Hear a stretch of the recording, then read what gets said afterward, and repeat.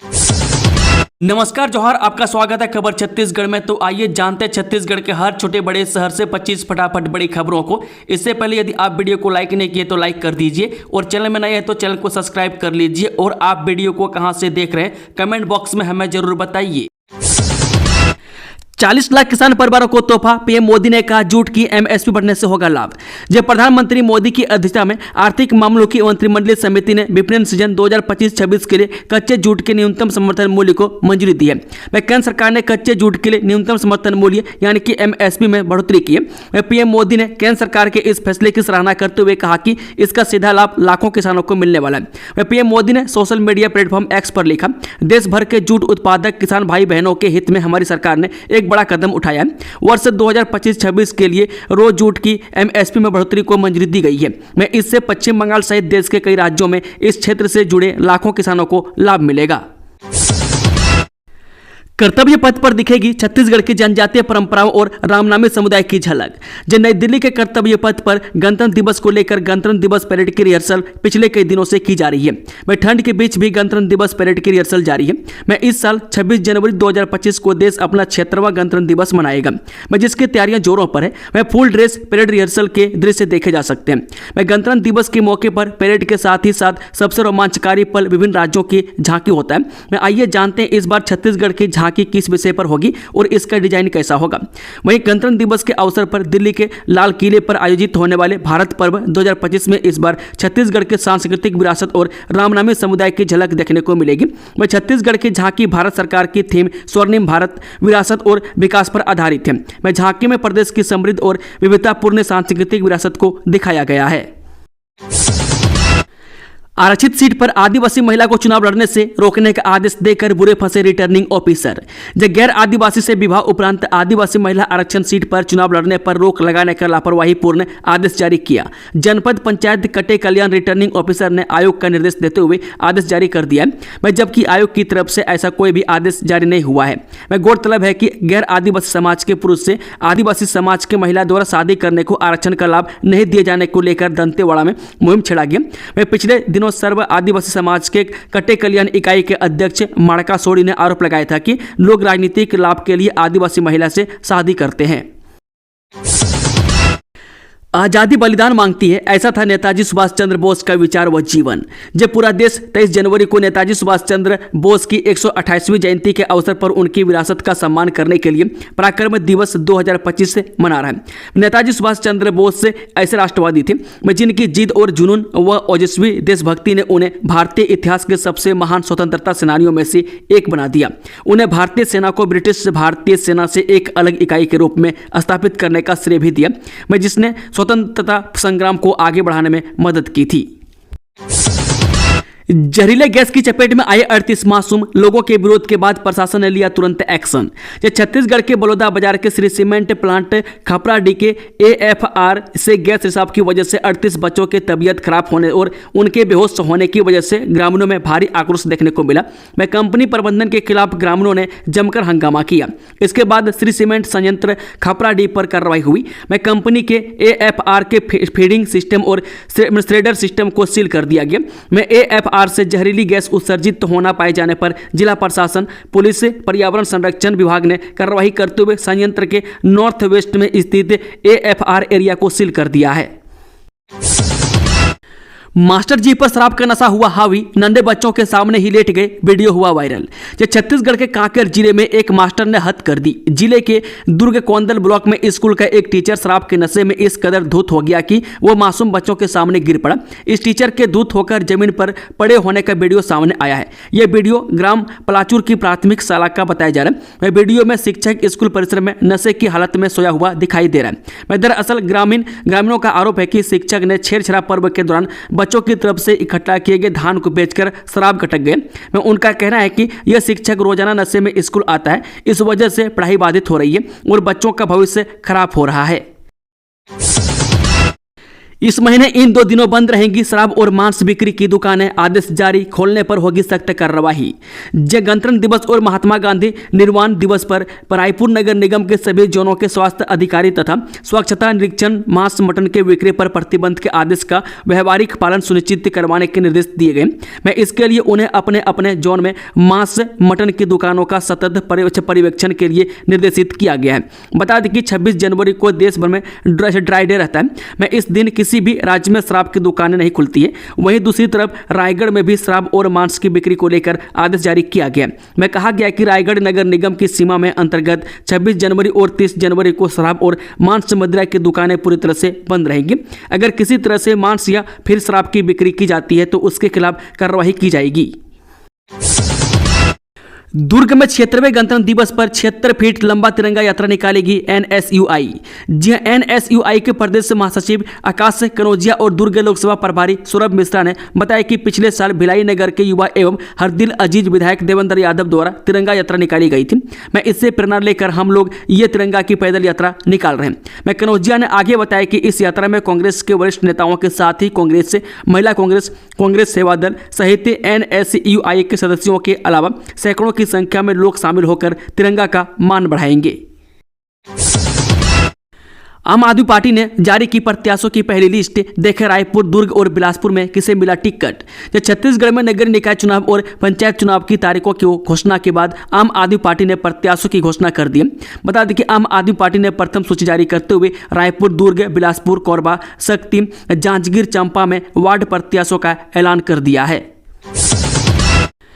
सुरक्षा बलों को मिली बड़ी सफलता। नक्सलियों के नापाक मंसूबों पर फिरा पानी। भारी मात्रा में डंप घातक सामग्री बरामद। जिला सुकमा में SP किरण चौहान एवं वरिष्ठ अधिकारियों के निर्देशन में नक्सल उन्मूलन अभियान चलाया जा रहा है। मैं इसी तारतम्य में नक्सलियों की उपस्थिति की सूचना पर नवीन कैंप मेटागुड़ा क्षेत्र अंतर्गत 203 वाहिनी कोबरा, 131 वाहिनी CRPF एवं जिला बल की संयुक्त पार्टी ROP व डेप्ट प्रोटेक्शन ड्यूटी ग्राम मेटागुड़ा व दुलेड के माध्यम से आसपास क्षेत्र जंगल पहाड़ी की ओर रवाना हुए थे कि अभियान के दौरान ग्राम मेटागुड़ा से दुलेड के जंगल पहाड़ियों में नक्सलियों द्वारा सुरक्षा बल के जवानों को भारी नुकसान पहुंचाने की नीयत से छुपाकर रखे भारी मात्रा में डंप सामग्री जिसमें BGL सेल बनाने का सामग्री, विस्फोटक सामग्री सहित व अन्य नक्सली सामग्रियां बरामद किया गया। इस प्रकार सुरक्षा बल के जवानों के द्वारा माओवादियों के मंसूबों को विफल कर दिया गया। मैं बाद सभी पार्टी अभियान करते हुए सुरक्षित कैंप वापस आई है। जिला प्रशासन ने रोका बाल विवाह दुष्परिणामों से अवगत कराते हुए दी समझाइश। जब महिला एवं बाल विकास विभाग और पुलिस विभाग के संयुक्त प्रयास से नाबालिग कन्या का विवाह रोका गया। वह बाल विवाह संबंधी सूचना प्राप्त होते ही कलेक्टर आकाश छिकारा के निर्देशानुसार जिला कार्यक्रम अधिकारी महिला एवं बाल विकास अनिता अग्रवाल एवं जिला बाल संरक्षण अधिकारी गजेंद्र सिंह जायसवाल के नेतृत्व में एवं पुलिस विभाग के सहयोग से ग्राम जूनाडी थाना व तह बलौदा में बालिका के घर जाकर उसके अंक सूची की जाँच की, जहाँ बालिका की उम्र 17 वर्ष 2 माह होना पाया गया। वह साथ ही बालिकाओं के भाई का साथ में विवाह कार्यक्रम होने पर उसके भाई के भी उम्र सत्यापन हेतु अंक सूची की जांच की गई, जिसमें उसकी उम्र 20 वर्ष से 6 माह पाया गया, जो कि विवाह हेतु निर्धारित उम्र से कम था। श्री राम लला प्राण प्रतिष्ठा के प्रथम वर्षगांठ पर छत्तीसगढ़ फिल्म मो अवु माया का पोस्टर लॉन्च। ये तिवारी फिल्म प्रोडक्शन के बैनर तले बनी horror comedy love story suspense में से भरपूर छत्तीसगढ़िया पारिवारिक फिल्म मो अवु माया का पोस्टर श्री राम लला प्राण प्रतिष्ठा के प्रथम वर्षगांठ पर आज रिलीज हुआ, में जिसके डायरेक्टर और स्टोरी हेमंत तिवारी यानी कि उर्फ राहुल किए हैं। वह तिवारी का कहना है कि इस फिल्म में horror comedy love story suspense में बनी है, में जिसके कलाकार एवरग्रीन विशाल, काजल पांडे, अमन सागर, पूरनगिरी, विनायक अग्रवाल, गायत्री निषाद, अंशुल अवस्थी, सनीत स्वामी, लंकेश यादव, शुभम टंडन, प्रवीण पांडे, अमन तिवारी, रति भान चौहान, सरोज यादव, भोला पांडे और भी कलाकार इस फिल्म में काम किए हैं। हाईकोर्ट ने NRDA की अलॉटमेंट कमेटी पर FIR के दिए निर्देश, CO को लगाई फटकार। जब बिलासपुर हाईकोर्ट से नया रायपुर विकास प्राधिकरण के खिलाफ बड़ी कार्रवाई हुई है, वह हाईकोर्ट ने अलॉटमेंट कमेटी के खिलाफ FIR दर्ज करने के निर्देश दिए हैं। मामला उस समय सामने आया जब यह पाया गया कि एक भूमि आवंटन का मामला न्यायालय में विचाराधीन होने के बावजूद अलॉटमेंट किया गया। इस पर अदालत ने कड़ी नाराजगी व्यक्त की। भारत ने 12 ओवर 5 गेंद में जीता मुकाबला, इंग्लैंड 7 विकेट से हराया, अभिषेक ने लगाया 50। जो टीम इंडिया और इंग्लैंड के बीच आज T20 सीरीज का पहला मैच कोलकाता के ईडन गार्डन्स में खेला गया। इस मुकाबले में भारत ने इंग्लैंड को 7 विकेट से हरा दिया। इंग्लैंड ने पहले बैटिंग करते हुए 133 रनों का लक्ष्य दिया था। इस जीत के साथ 5 मैचों की सीरीज में भारत ने 1-0 की बढ़त बना ली है। मैं इस लक्ष्य का पीछा करने उतरे भारत ने 12 ओवर 5 गेंद में लक्ष्य हासिल कर लिया। मैं टीम इंडिया के लिए अभिषेक शर्मा ने 79 रनों की कमाल की पारी खेली। इससे पहले वरुण चक्रवर्ती ने कमाल की बॉलिंग करते हुए 3 विकेट झटके थे। वहीं अर्शदीप सिंह, अक्षर पटेल और हार्दिक पांड्या को 2-2 विकेट मिले। धान खरीदी में गड़बड़ी मामले में कलेक्टर ने 5 अधिकारियों को थमाया नोटिस, केंद्र प्रभारी पर FIR के निर्देश। कलेक्टर दीपक अग्रवाल ने आज जिले में चल रहे धान खरीदी के संबंध में अधिकारियों की समीक्षा बैठक ली। उन्होंने धान खरीदी पर जरूरी निगरानी रखते हुए वास्तविक किसानों से ही धान खरीदी करने के निर्देश दिए।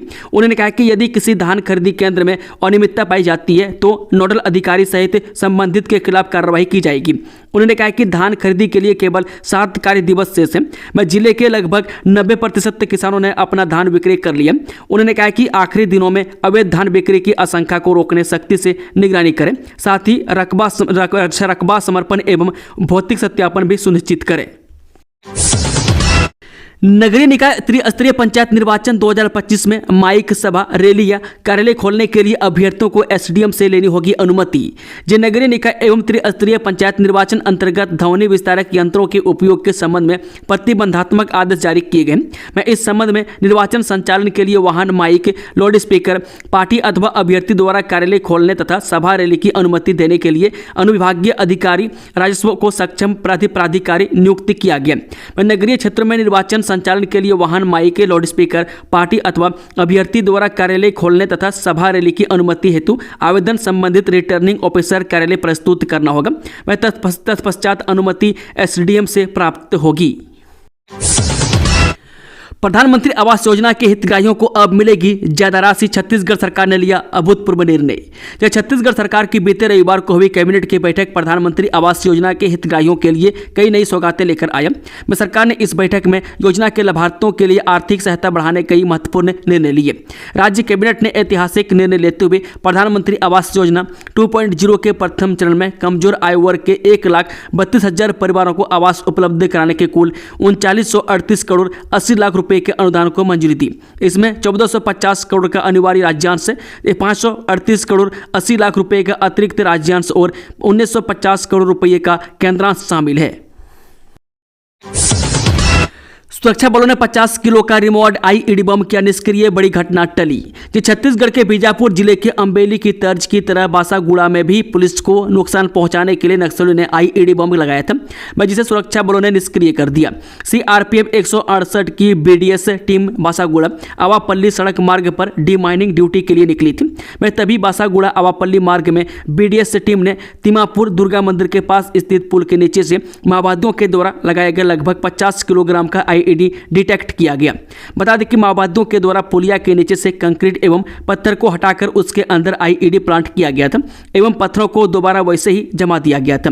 डिमाइनिंग के दौरान मेटल डिटेक्टर में IED डिटेक्ट होने पर सुरक्षित रूप से IED को बाहर निकालने का प्रयास किया गया, लेकिन IED ज्यादा गहराई में लगे होने से सुरक्षा के दृष्टिकोण से मौके पर नष्ट किया गया।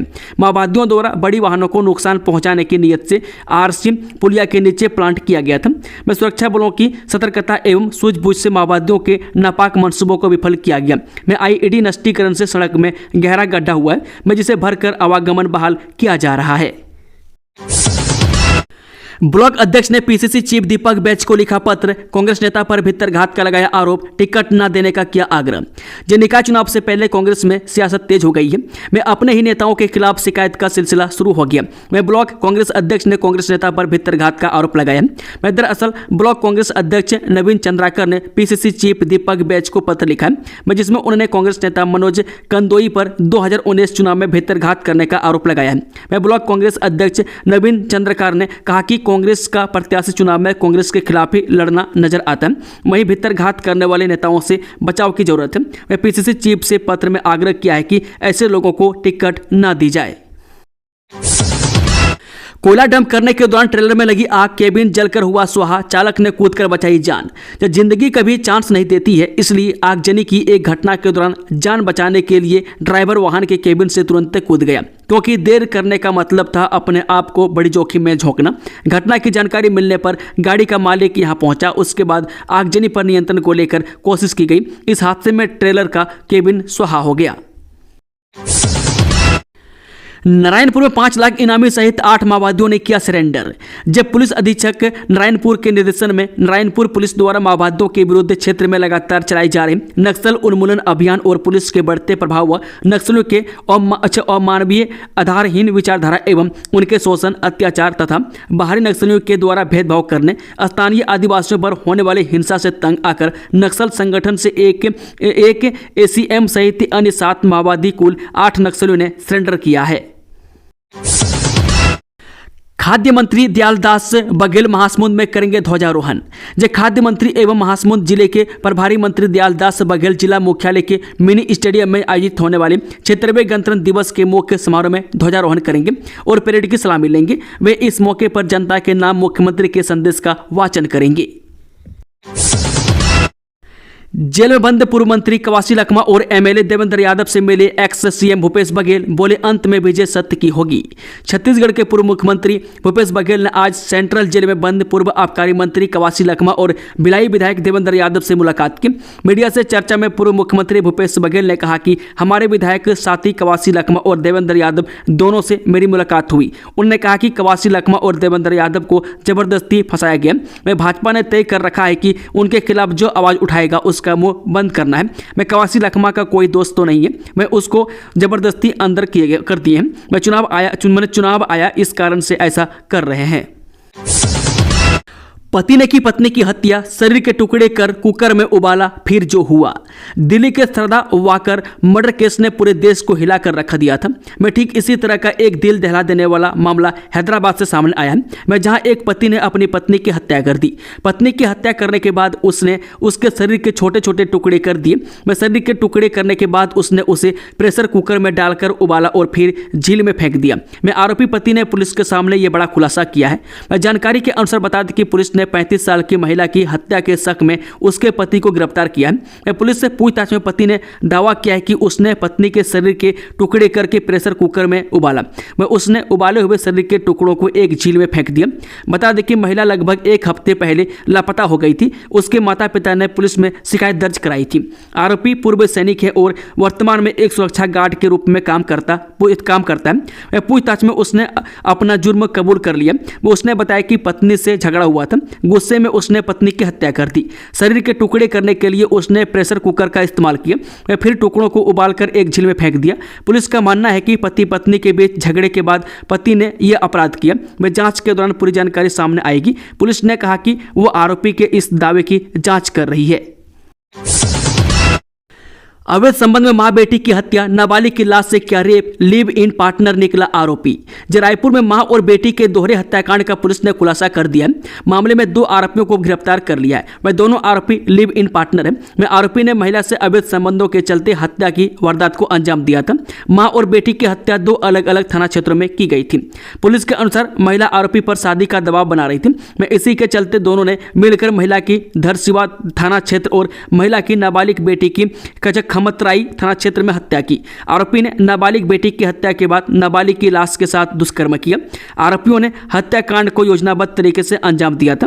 मैं अलग अलग क्षेत्रों में हत्या की वारदात को अंजाम इसलिए दिया ताकि पड़ोसियों को इस बारे में शक न हो। आरोपियों के खिलाफ धरसिवा और खमतराई में मुकदमा दर्ज किया गया। मैं सबूत छिपाने और पुलिस को गुमराह करने के लिए आरोपियों ने लड़की के शव को रोड किनारे नाले में फेंक दिया था।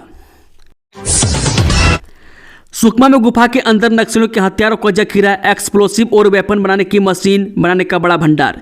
जब बुधवार को सुरक्षा बलों को बहुत बड़ी सफलता हाथ लगी है। मैं सुकमा में हाल ही में मेटागुड़ा ने नया कैंप खोला गया। मैं कैंप से 203 कोबरा बटालियन और 131 बटालियन CRPF की एक संयुक्त टीम दुलेर क्षेत्र में ROP और डेप्ट प्रोटेक्शन ड्यूटी पर निकली थी। इसी दौरान मेटागुडेम और दुलेर गांवों के बीच जंगल में एक गुफा के अंदर जवानों को विस्फोटक सामग्री और हथियार निर्माण उपकरणों का एक बड़ा भंडार मिला है। बीजेपी ने घोषणा पत्र के लिए जनता से मांगे सुझाव, मोबाइल नंबर, ईमेल और क्यूआर कोड किया जारी। जब भारतीय जनता पार्टी ने नगरीय निकाय चुनाव की घोषणा पत्र को लेकर बुधवार को जिला कार्यालय एकात्मक परिसर में पत्रकार वार्ता किया। भाजपा ने अपना घोषणा पत्र जारी करने से पहले आम जनता से सुझाव मांगे गए। मैं इसके लिए व्हाट्सएप नंबर भी जारी किया गया। मैं क्यूआर कोड को स्कैन कर ईमेल एड्रेस भी जारी किया गया। बता दें कि नगरीय निकाय चुनाव को लेकर भाजपा घोषणा पत्र समिति के संयोजक अमर अग्रवाल ने कहा कि आज प्रदेश में भारतीय जनता पार्टी की सरकार है, वह केंद्र में भी बीजेपी है। यह डबल इंजन की सरकार है। इस प्रदेश के सभी शहरों को सारी सुविधाएं देते हुए देश के मानचित्र में हमारे नगरों को कैसे आगे लाएं, उन सारी बातों का समग्र चिंतन हम इस घोषणा पत्र में करेंगे। पहले भी हमने घोषणा पत्र जारी किया था। स्वच्छता अभियान को लेकर छत्तीसगढ़ देश में दूसरे स्थान पर है। मैं स्वच्छ नगर निगम में अंबिकापुर देश में पहले नंबर पर था। BAMS में एडमिशन दिलाने के नाम पर छात्र से 1.5 लाख रुपये की ठगी, ऐसे फंसाया जाल में। नीट एग्जाम में कम नंबर आने के बाद एक छात्र के नंबर पर भिलाई के एक युवक ने फोन किया। मैं उसने छात्र को BAMS में दाखिला दिलाने की बात कही। उसने कहा कि पहले 50,000 रुपये लगेंगे। रुपये लेने के बाद उसने भोपाल के एक कॉलेज में दाखिला दिला देने की बात कही और कॉन्फ्रेंस में लेकर एक व्यक्ति से बात कराई। उक्त व्यक्ति ने खुद को कॉलेज का MD बताते हुए एडमिशन के लिए 1 लाख रुपये देने की बात कही। रुपये लेने के बाद भी उसका एडमिशन नहीं हुआ। वह छात्र के पिता ने 1.5 लाख ठगी करने वाले 2 आरोपियों के खिलाफ सोनहत थाने में रिपोर्ट दर्ज कराई है।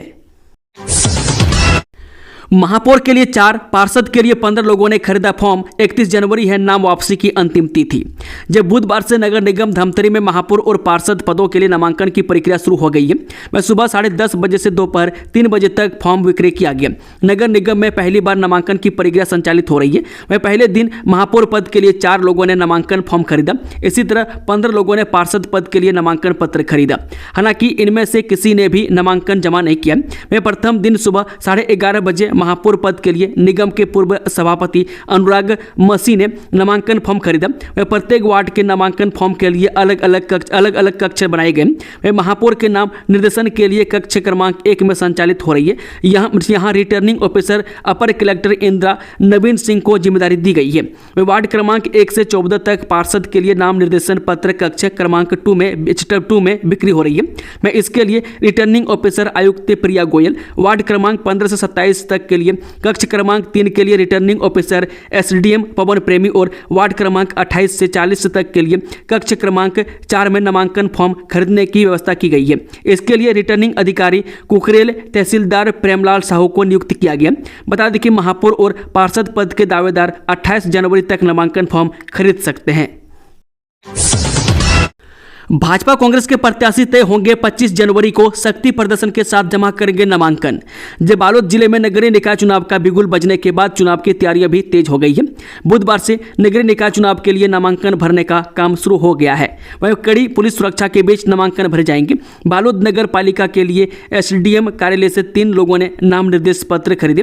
मैं निर्वाचन आयोग से अन्य नगरीय निकाय क्षेत्रों में कितने लोगों ने नामांकन पत्र खरीदे हैं, इसकी जानकारी नहीं मिल पाई है। विभाग की माने तो समय पर जानकारी उपलब्ध कराने के निर्देश दिए हैं।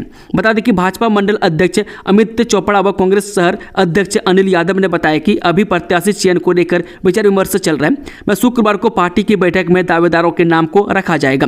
मैं दावेदारों के नामों पर चर्चा की जाएगी। उनमें से अध्यक्ष के लिए दोनों राजनीतिक पार्टी एक नाम व पार्षदों के लिए एक नाम तय करेंगे। वह संभवतः 25 जनवरी को दोनों पार्टी प्रत्याशी की सूची जारी हो जाएगी। दोस्तों, खबरों का सिलसिला समाप्त होता है। अगर जानकारी पसंद आई तो वीडियो को लाइक, शेयर, चैनल को सब्सक्राइब जरूर कर लें और कमेंट बॉक्स में न्यूज़ के प्रति अपने राय जरूर लिखें। Thank you, all the best, जय हिंद।